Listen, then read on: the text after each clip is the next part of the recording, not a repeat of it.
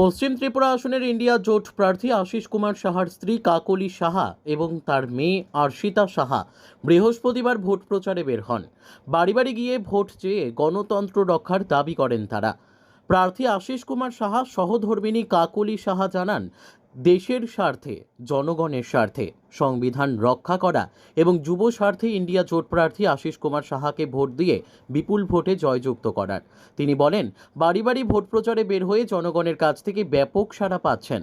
মানুষের কাছে তুলে ধরা হয়েছে ইন্ডিয়া জোটের বিভিন্ন প্রতিশ্রুতি। ভারতীয় জনতা পার্টিকে পরাস্ত করে ইন্ডিয়া জোট সরকারের প্রতিষ্ঠিত হলে এই প্রতিশ্রুতিগুলি আগামী দিন পূরণ করা হবে বলে জানান তিনি। আমরা সমস্ত নাগরিকদের কাছ থেকে খুব ভালো সাড়া পাচ্ছি এবং ইন্ডিয়া জোটের যে প্রার্থী আমাদের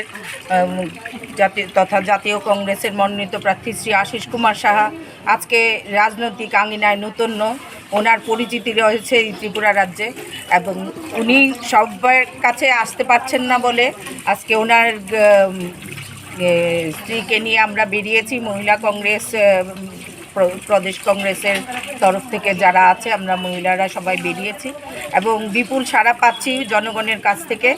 ওরা আমাদের যে গ্যারান্টি 25টা গ্যারান্টির উপর আমরা সবাইকে অবহিত করছি, সেই গ্যারান্টি যে মহিলাদের জন্য বিশেষ করে যে দেওয়া হয়েছে এবং যুবকদের জন্য যে এভাবে বেকার সংখ্যা ত্রিপুরা রাজ্যে দিনকে দিন বাড়ছে, সেই দিক থেকে মানুষের মনে একটা পরিবর্তনের হাওয়া বইছে, এটা আমরা বুঝতে পেরেছি জনগণের সান্নিধ্যে গিয়ে। Bureau report, news daily Bharat.